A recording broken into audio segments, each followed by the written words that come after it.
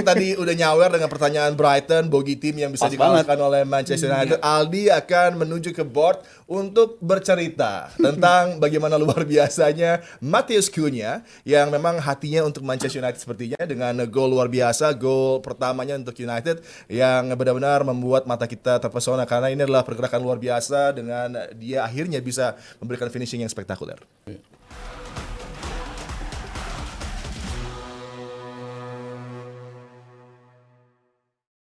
Ya, kali ini kita masuk ke MU TV, bagian skema gol dari Matheus Cunha, 1 dari 4 gol yang diciptakan dari tim menghadapi Brighton, tim yang beberapa kali menjadi bogey tim bagi United, tapi tidak di laga kemarin di Old Trafford. Laga yang juga cukup bagus, bukan istimewa banget, tapi paling tidak lebih dari cukup untuk MU dapat 3 poin, dan itu lebih penting dari apapun, dari cara main, gaya main, itu nomor sekian. Nah, kita lihat, sepanjang game, ini situasinya hampir sering kayak begini. Dimana kalau teman-teman lihat, hanya ada 1 atau 2 orang ada di dalam kotak penalti. Itu pun bukan Šeško. Šeško tuh ada kayak di sini, atau di sini. Gitu. Bukan pemain yang coba masuk ke dalam, di dalam gitu. Mungkin Amat, mungkin Mbeumo, atau bergantian dengan Cunha. Ini hal yang, menarik untuk dilihat, bahwa nggak selalu striker atau pemain penyerang itu ada di dalam kotak penalti lawan. Itu yang ditunjukin sama MU untuk memaksa para defendernya Brighton ini sedikit keluar. Karena kalau defender lainnya si Brighton ini makin deep, makin di daerah sini, itu akan sulit sekali bagi MU untuk merobek gawang. Nah, dipaksa oleh para pemain MU ini untuk sedikit, nah di sini nih, MU bermain di area sini nih. Nah, ini area kesayangannya Casemiro, Bruno, Mbeumo, bahkan Cunha. Nah, kalau di gol ini, yang pengen gue kasih pujian setinggi langit adalah bukan justru Cunha-nya, bukan. Tapi Casemiro dan juga Bruno Fernandes. Kenapa? Ini sebenarnya gol adalah di mana laga ini dimenangkan oleh United gara-gara pemanfaatan second ball. Second ball dari MU sangat bagus.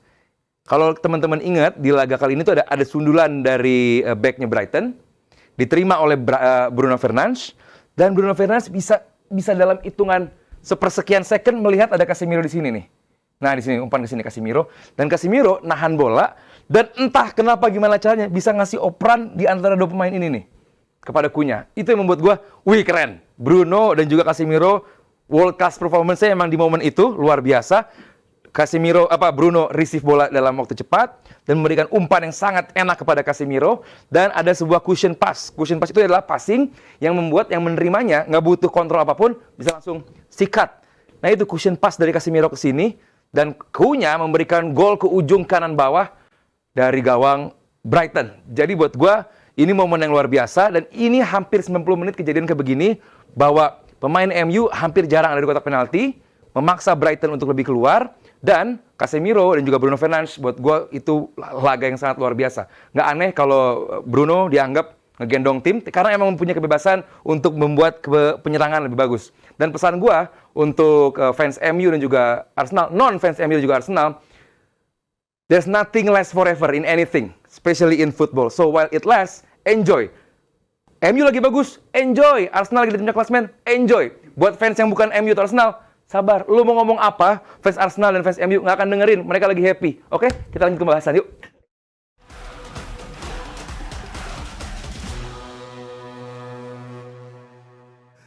Ya, luar biasa tadi gambar dari Aldi Bawazir tentang Bruno Fernandes yang tampil impresif pun juga dengan Casemiro.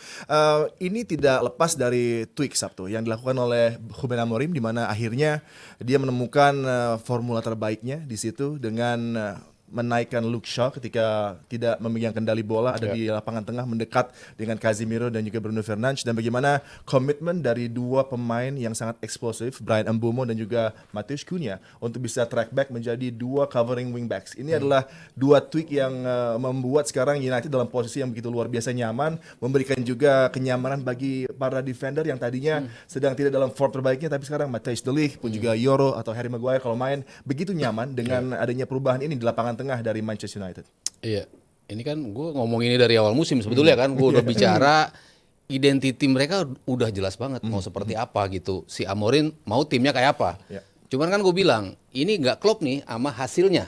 Apa yang dia mau coba sajikan, angka-angkanya muncul di stats, tapi nggak menjadi gol.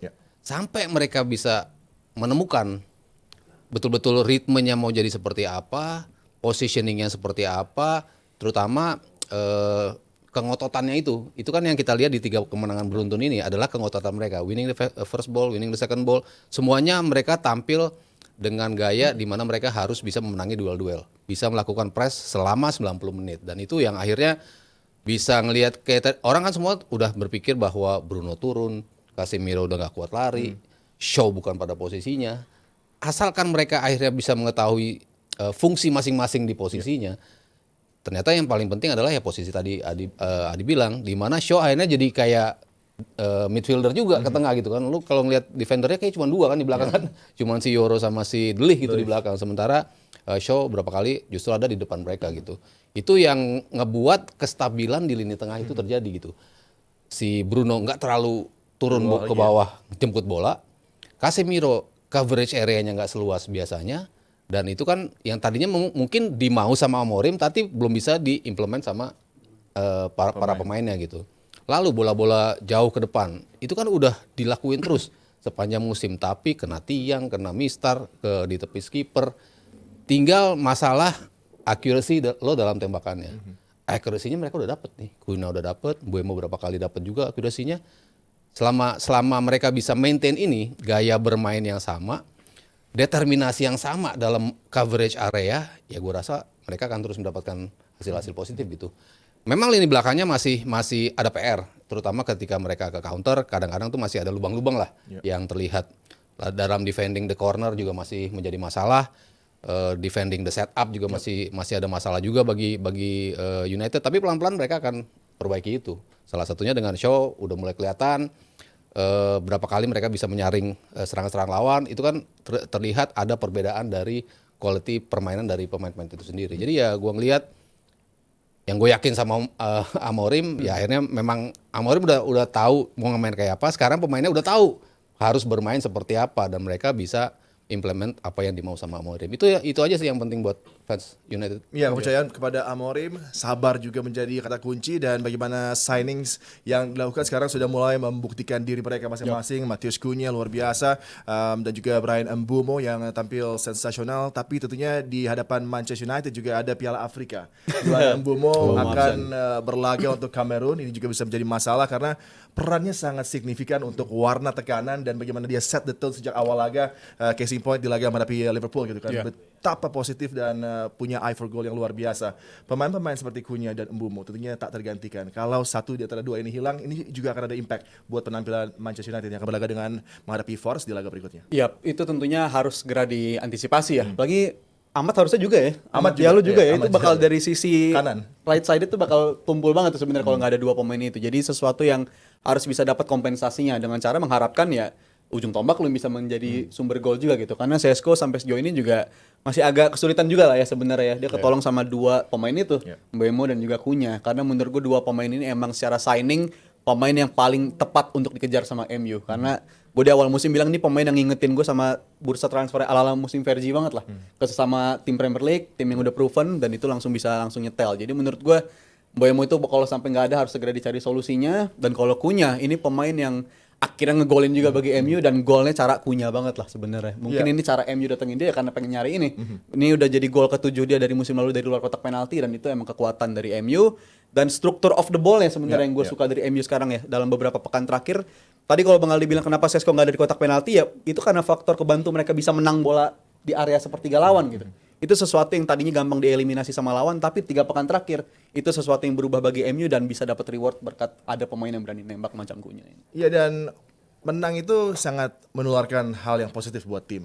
Dan Manchester United merasakan itu. Para pemain sekarang punya kohesi yang luar biasa. Mereka main dengan relax sepertinya, tapi juga tahu bahwa intensitas harus terjaga. Mereka harus saling mengcover. Arsenal juga punya keadaan yang sama gitu kan. Dan ini tentunya menjadi hal yang sangat positif dengan lagi Ruben Amorim yang menjadi kunci dari kebangkitan United di 3 kemenangan beruntun yang baru saja mereka rasakan. Ya, ditambah nggak gampang ya, apalagi setiap pekan itu Ruben Amorim mendapatkan tekanan juga dari media, dari fans, dari pengamat di sana juga gitu. Nggak mudah juga bagi Amorim untuk bisa pada di titik ini juga, walaupun ini belum apa-apa buat MU, mereka belum punya gelar, mereka belum punya performa yang meyakinkan, cuma paling nggak ini awal ini awal dan nggak ada jaminan juga nanti next apa Nottingham atau apa gitu. Nottingham Forest. Iya. Nottingham terus Tottenham ya. Nah, Nottingham Tottenham. Nah, ini Tottenham yang bisa menghentikan menuju ke 5 game win. Nah, ini Nottingham Jangan ini sampai kan putus nih. lagi jelek. Banget, Nottingham nih. banget. Ini momen juga nih buat MU untuk meneruskan gitu. Apakah kalau tadi Mas Heru bilang skemanya udah kelihatan nih. Apakah bakal sama skemanya? Gua sih nggak yakin. Tapi apakah MU bakal menang? Lo kan dari awal emang gak yakin. Iya, nggak yakin. Tapi kebukti bisa jalan. Iya sekarang, aduh come on. Lihat statistik aja deh, lu XG 1, tapi gol lu 4. Artinya setiap serangan itu bukan lahir dari serangan yang emang mateng. Tapi karena setiap pemain itu bisa punya Tadi finishing lu touch. bilang lu cukup 1 gol aja, gue nggak peduli kayak apa, Iya, yang penting makanya. gol Arsenal. Lo yang Arsenalnya, penting, itu betul. Arsenalnya. Berarti kan Yang sama penting dong. menang. Loh, kan kita lagi bahas skema apa menang nih. Ya kan skema kan berujung menang. Kalau skema gue belum lihat, tapi kalau menang itu lebih penting dari apapun. Itu dulu aja. Gue justru bisa bentar, melihat Bro. skema dulu, baru hasilnya akan Nah, menyusul. kalau buat gue, MU sekarang yang penting menang dulu. Karena dari awal musim sih ya, mau gimana alasannya pun yang penting mereka menang dan itu ditunjukkan. Justru kalau pemain lo pemain berkualitas, Ya, kreatif idealnya semua, begitu. bisa mereka dilepas. Idealnya Tapi ini kan begitu. membutuhkan sistem Betul, pemain ini. setuju gak? Mereka membutuhkan sistem. Tapi kalau emang lu bisa bikin 4 gol menghadapi Brighton, yang emang lagi banyak cedera juga, Mitoma, Webster, dan lain-lain banyak yang cedera juga, buat gue itu lebih dari cukup.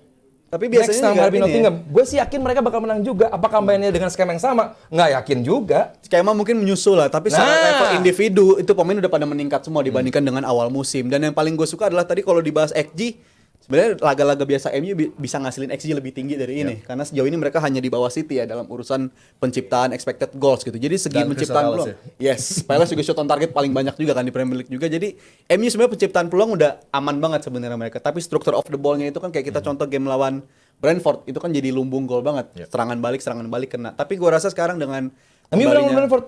kalah Oh, dengan cara sama kena kayak Liverpool off the ball. berarti ya? Sama kan Oh, statusnya. iya. Iya, Tapi iya. hadirnya Lemens gue rasa ini jadi pembeda juga. Mungkin di episode sebelumnya juga di episode Senin udah dibahas juga ya kehadiran dia di lini belakang tuh bakal ngebantu lini belakang MU dan terbukti dia datang struktur MU jadi ketika jadi membaik dan jadi lebih aman gitu. Bukan lagi main dengan ball playing goalkeeper, jadi lebih minim resiko buat kehilangan bola di status turnover yang bisa dimanfaatin oleh lawan dan itu ternyata lebih cocok ke MU dengan kiper-kiper yang kayak begini. Dapat bola langsung buang ke depan. Liverpool kesulitan main lawan tim-tim begitu. Brighton pun juga kena juga. Jadi satu persatu piece puzzle yang perlu dipenuhin sama Amorim itu udah dia lakuin sekarang dan itu terbukti hasilnya. Dan biasanya kita kalau kalah kan bilang ini Bruno nggak cocok main di gelandang, tapi nyata 3 game terakhir main di gelandang cocok-cocok aja ternyata. Jadi lebih ke masalah individu menurutku dalam belakangan ini MU hasil buruk, tapi berkat individunya meningkat itu yang terjadi ke sekarang 3 game beruntun. Lu menang individu, dan- Mas Heru sistem ya. Gue yang penting menang. Mental strength Ambil dari, 3 poin. sang pelatih Ruben Amorim luar biasa dari titik nadir di musim ini. Sekarang sudah merasakan 3 kemenangan beruntun bersama timnya Manchester United. Dan kalau menurut kalian bertiga, apakah ini akan bisa dijaga oleh United dengan terus menjaga tren positif? Dan mungkinkah United bisa kita katakan turut meramaikan persaingan menuju ke top 4 dengan situasi seperti saat ini? Gue sih mungkin, gue sih positif. Gue sih positif karena buat gue yang penting menang. MU ini dan mereka tahu caranya menang untuk beberapa game terakhir nih gitu. Sampai ada yang bilang kan tolong kasih tahu caranya kalah. Wow. Buat MU gitu kan. Jadi emang MU lagi fase oke dan tadi Adi bilang juga kemenangan itu membuat kepede atau percaya dirinya itu meningkat. Nah, kalau ini bisa dilanjutkan apalagi fixtures-nya dalam beberapa game ke depan kecuali nanti habis international break ada Tottenham ya. Enggak dong, habis international break sebelum ya.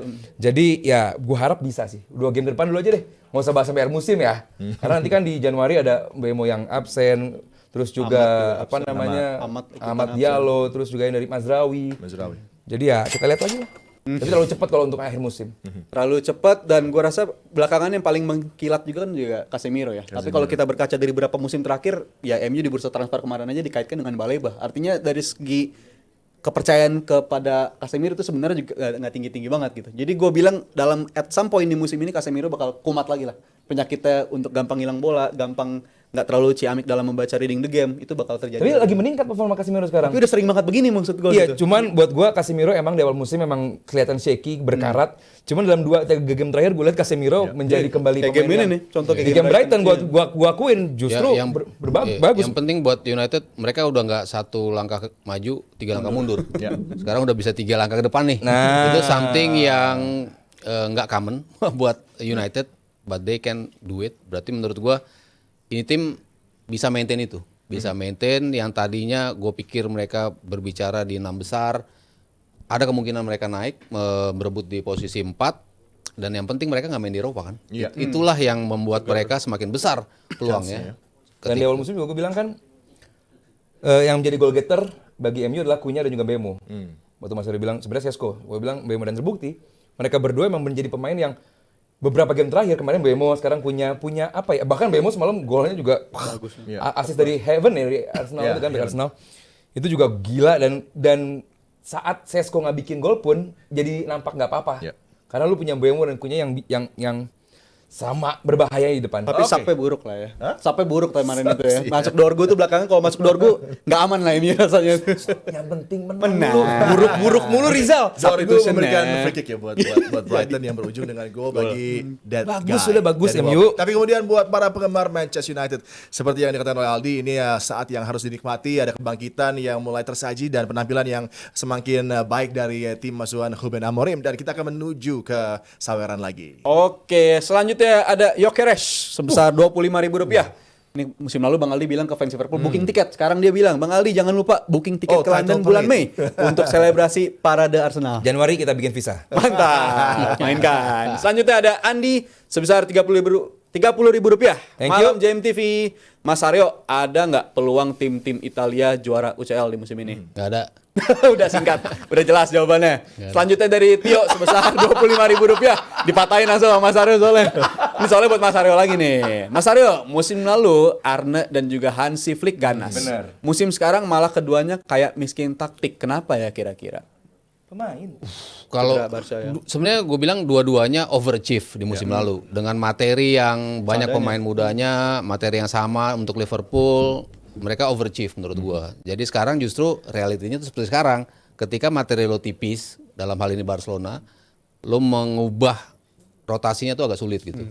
Sementara tadi banyak faktor lah ya kalau kita bicara Liverpool, dan gue menuntut Arne Slot tuh dari sisi kualitas mentality-nya dia bisa nggak nih untuk ngangkat nih tim. Oke, ditunggu respon dari kedua pelatih tersebut. Selanjutnya ada Rp25.000 dari Putra. Untuk Mas Haryo sama Bang Aldi, pede nggak lawan Madrid di minggu depan? UCL, Liverpool, Anfield lawan Madrid. PD. Untuk Liverpool. bisa lawan Madrid ya? Iya. Come on, Liverpool bukan tim kecil, dia bisa tim begini nih. Lihat aja, Liverpool, Madrid juga belum tentu aman. Oke. Untuk Champions sih kemarin mereka bagus ya. Iya. Mas Rio pede Mungkin nggak? bisa Pede-pede aja sih. Nah, iya, Beda dari aja. Premier League Pede kali ya. di Trent Alexander-Arnold Testimonial. Udah kembali tuh dia. Main di mana? Anfield. Oh iya, TA balik Anfield nanti. lagi. Selanjutnya ada Levi sebesar Rp25.000. Untuk Rizal, kalau Liverpool musim ini nggak masuk Champions League, apa layak pecat Arne? Lihat cara mainnya dulu. Menurut gue itu lebih penting. Tapi kalau untuk target seharusnya 4 besar itu harus jadi parameter lah untuk standar Liverpool. Jadi kalau sampai nggak masuk UCL harus ada evaluasi setidaknya untuk dari board Liverpool. Bukan, gue ketawa. Selanjutnya dari Faris sebesar Rp25.000. Mas Aldi, harga tiket ke London bulan Mei kalau beli sekarang masih murah kan ya? Masih murah. Apa harus nunggu bulan Februari dulu nih belinya? Aduh, kok Udah mulai ya, itu terbukti kan? Fans Arsenal nih. takutnya jadi ini Jal, jadi apa ya? Iya berbalik nanti. Sumber, Iya, Jal. jatuhnya Aduh, begitu. Makanya Mei itu summer Jal, mahal. Tinggi, Aduh. tinggi. Selanjutnya 50.000 dari Elangga. Arsenal mainnya ngebosenin, tapi tetap menang. Sebagai fans MU, gue akuin. Semoga musim ini Arsenal dan MU rebutan juara IPL. Gue juga sebagai fans Arsenal ngakuin MU. Boleh. Kalau kata Silakan. Mas Aryo ada improvement. Silakan bersaing berdua. Selanjutnya nih, buat Mas Haryo dari Indra 07 sebesar Rp25.000. Mas Haryo, gue ngefans banget sama... Gue ngefans banget menurut Mas Haryo peran Lemens Bentar, dia gimana? ngefans sama siapa nih? Makanya gue Yang kira benar Mas nih, Haryonya. Indra 07. Anda ini ngefans dengan Mas Lemens. Haryonya apa Lemens Iya. nih? Pokoknya dia peran Lemens gimana? Dan prediksi MU di akhir musim masih peringkat belasan lagi nggak? Ya, Lemons ya balik lagi lah ya. Lo butuh shot stopper, lo dapat shot stopper. Ya walaupun masih adjustment juga ya untuk beberapa gol kemarin, tapi at least lo harus bisa nepis ya lo bisa nepis. Nah ini MU dapat kiper seperti itu dan gue bilang Europe destinasi yang realistis buat mereka. Apalagi sekarang kalau sampai koefisiennya berlanjut, Liga Inggris bakal punya 6 Premier League Tambahan, katanya iya. untuk kuota Jadi 6? Liga Champions. Iya, karena kuotanya koefisiennya tinggi Untuk banget. Liga Champions di Inggris. depan. Musim ini kalau sampai finish 6 besar bisa dapat Champions League, kuotanya naik. Jadi meningkat terus. Bukan Iya. satu negara satu. Ini Mas, kalau dapat kuota koefisien yang berlanjut terus nih performa tim Inggris di Champions League kayak begini. Oh, bukan FIFA World Cup kan? Bukan. Turnamen yang bikin Bellingham cedera itu kan? Oh. Beda. Liga Inggris nanti ya. Silakan. Oke, kita sudah sampai di akhir dari DPI di hari Senin ini. Terima kasih banyak JM Team yang udah ngikutin dari awal hingga akhir. Dan terima kasih kepada Roro Jonggrang Indonesia buat LED-nya ini yang luar biasa di studio JM TV. Dan bagaimana nanti kita akan saksikan perjuangan dari tim-tim yang tadi sudah kita bahas di akhir pekan nanti juga akan sangat menarik. Dan jangan lupa saksikan klip DPI di channel YouTube Dewan Pundit Indonesia dan saksikan Jabret Talks ngomongin timnas bersama para legenda timnas Indonesia hanya di JM TV. Kita ketemu lagi di hari Rabu. Uy.